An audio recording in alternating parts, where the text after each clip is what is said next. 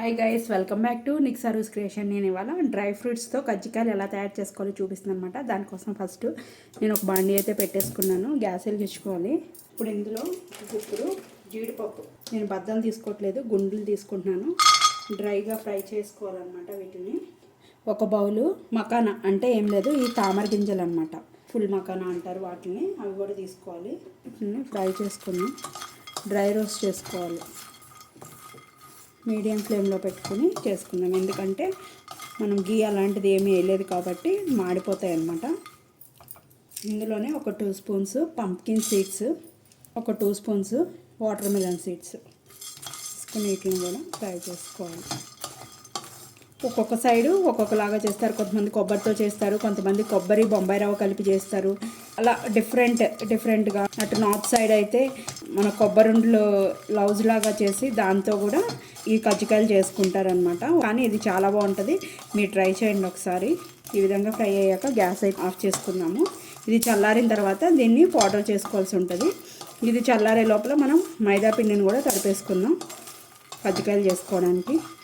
చూడండి, ఇలా light golden brown colour వస్తే సరిపోతుంది అనమాట. అంటే ఇవి పచ్చివాసన రాకుండా ఉండటం కోసమని ఇలా ఫ్రై చేసుకుంటున్నాం అనమాట. ఇలా ఫ్రై చేసుకుంటే టేస్ట్ కూడా చాలా బాగుంటుంది. వీటిని చల్లారనిద్దాం. పిండి కలుపుకోవడానికి నేను ఒక బేసన్ అయితే తీసుకున్నాను. నేను తీసుకున్న క్వాంటిటీకి ఈ గరిటతో ఒక 7 గరిటెలు మైదా పిండి అయితే వేస్తున్నాను అనమాట. మిగిలితే కొంచెం మిగులుతుంది, తక్కువ అయితే మళ్ళీ తడుపుకోవాలి కదా, అందుకోసమని. ఇందులో ఇప్పుడు ఒక స్పూను పేరు నెయ్యి వేసుకోవాలన్నమాట. అంటే పేరు నెయ్యి అంటే ఏం కాదు, కరగకోకుండా ఉంటుంది కదా ఆ నెయ్యి, ఒక స్పూన్ వేసుకోవాలి. కావాలంటే బటర్ కూడా వేసుకోవచ్చు ఈ ప్లేస్లో. ఒక చిటికెడు సాల్ట్. ఫస్ట్ ఇదంతా కూడా కలిసేలాగా ఈ విధంగా కలుపుకోవాలి. ఇప్పుడు కొంచెం కొంచెం వాటర్ యాడ్ చేసుకుంటా చపాతీ పిండిలా కలుపుకోవాలన్నమాట.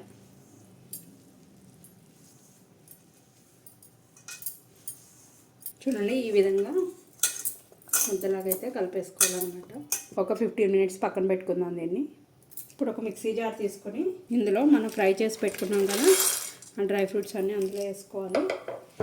ఇందులోనే ఒక 1/2 కప్పు బెల్లం, మన ఇష్టం అనమాట. ఈ ప్లేస్లో మనం షుగర్ కూడా తీసుకోవచ్చు, నేనైతే బెల్లం తీసుకుంటున్నాను. ఇందులోనే ఒక 1/2 కప్పు కొబ్బరి పొడి.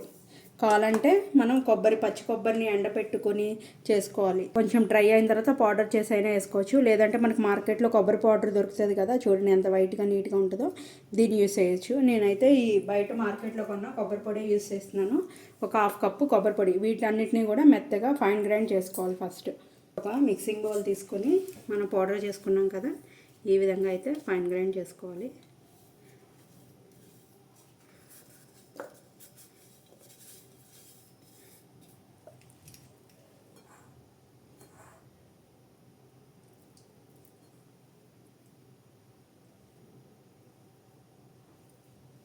ఎక్కడన్నా అంటే మనం గ్రైండ్ చేసినప్పుడు ఉండలాగా ఉంటుంది కదా, అదంతా కూడా పౌడర్ లాగా కలుపుకోవాలన్నమాట. ఇప్పుడు ఇందులో ఒక స్పూను ఇలాచీ పౌడర్, లేదు అంటే కనుక మనము ఇవి గ్రైండ్ చేసుకునేటప్పుడు అందులో ఒక 3 ఇలాచీ వేసుకున్నా కూడా, యాలకులు వేసుకున్నా కూడా సరిపోతుంది. ఇదంతా కూడా మొత్తం కలిసేలాగా ఈ విధంగా కలిపేసుకోవాలి. ఇప్పుడు వీటిని పక్కన పెట్టేసుకుందాం. ఇప్పుడు మనం చపాతీలు చేసుకోవాలన్నమాట. ఇప్పుడు చపాతీ చేసుకోవడానికి పోల్ ప్యాట్ తీసుకుని ఒకసారి ఇలా మొత్తం చేసుకోవాలి. పిండి మొత్తం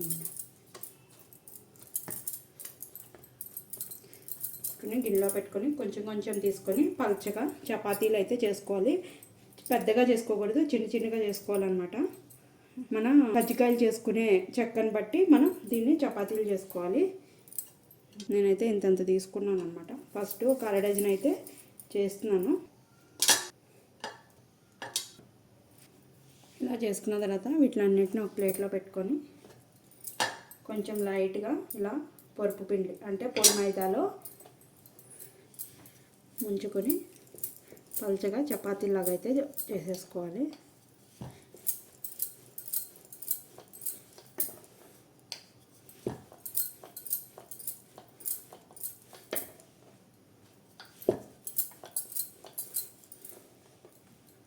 ఇంకొకళ్ళు హెల్ప్ ఉంటే ఒకళ్ళు చపాతీ చేస్తే ఒకళ్ళు ఫ్రై చేసేసుకోవచ్చు అనమాట. ఒకళ్ళే ఉన్నప్పుడు ఏం చేయాలంటే ఫస్ట్ ఇలా చపాతీలు చేసుకుని పక్కన పెట్టేసుకుని తర్వాత ఆ స్టఫ్ని అంతా పెట్టేసుకుని అప్పుడు ఆయిల్ పెట్టుకుని ఫ్రై చేసుకోవచ్చు. ఈ విధంగా అయితే చేసుకోవాలి. ఇవన్నీ కూడా నేను ఒక ప్లేట్లో పెట్టేసుకుంటాను. ఇలా చేసుకుని నేను ఇలా కొన్ని చపాతీలు అయితే రెడీ చేసి పెట్టేసుకున్నాను అనమాట. ఇప్పుడు డీప్ ఫ్రైకి ఆయిల్ కూడా పెట్టుకుందాం, కాగాలి కదా. ఈలోపు డీప్ ఫ్రైకి సరిపడా ఆయిల్ అయితే పోసుకోవాలి.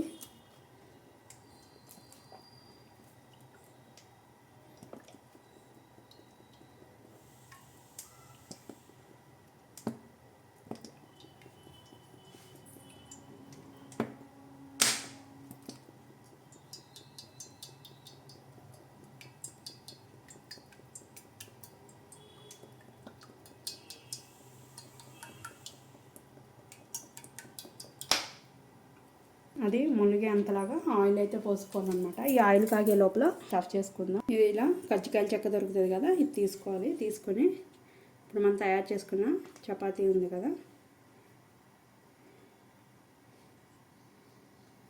ఈ విధంగా పెట్టేసుకోవాలి. ఇలా పెట్టుకున్న తర్వాత ఈ స్టఫింగ్ ఇది ఉంది కదా పౌడరు, ఎక్కువ వేసుకోకూడదు. నేనైతే 2 స్పూన్స్ వేసుకుంటున్నాను. ఎడ్జిల్లోకి కూడా వెళ్ళకూడదు అనమాట.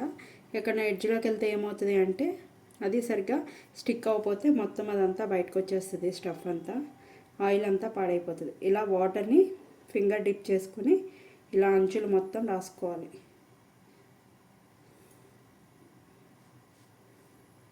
ఇప్పుడు దీన్ని ఈ విధంగా ఫోల్డ్ చేసుకోవాలన్నమాట. ఫోల్డ్ చేసుకుని గట్టిగా ప్రెస్ చేసుకుని ఎక్స్ట్రా పిన్ ఉంది కదా, దాన్ని మొత్తాన్ని కూడా ఈ విధంగా తీసేసుకోవాలి.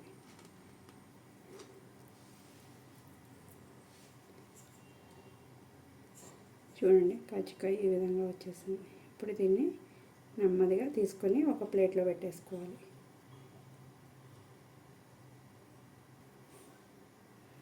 చూడండి, ఈ విధంగా ఒక్కొక్కటి ప్లేట్లో పెట్టేసుకోవాలి.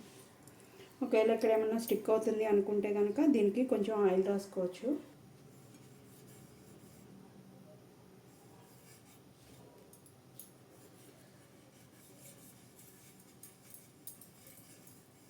ఇలా రాసుకుంటే ఇలా పక్కన కూడా స్టిక్ అవ్వకుండా ఉంటుంది.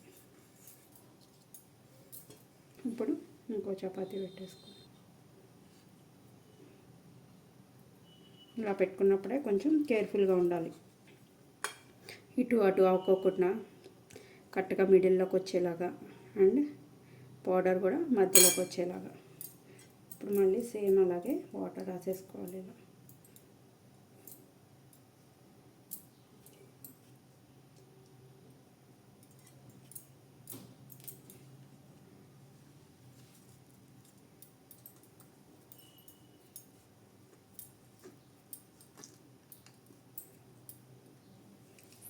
ఇలా ఎక్స్ట్రా పిన్ తీసేసుకొని దీన్ని ఈ విధంగా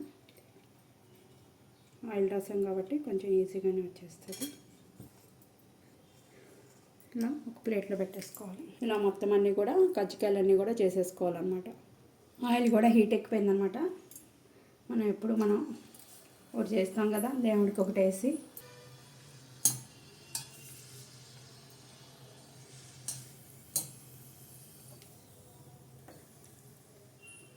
గ్లాస్తో వాటర్ తీసుకొని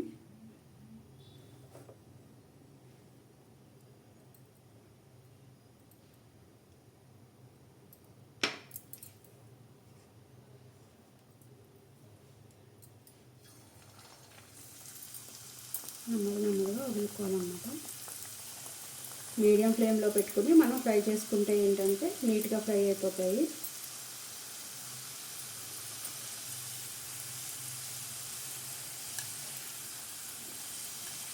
గోల్డెన్ బ్రౌన్ కలర్ వచ్చే వరకు కూడా వీటిని ఫ్రై చేసుకోవాలన్నమాట. చూడండి ఏ విధంగా పొంగుతున్నాయి.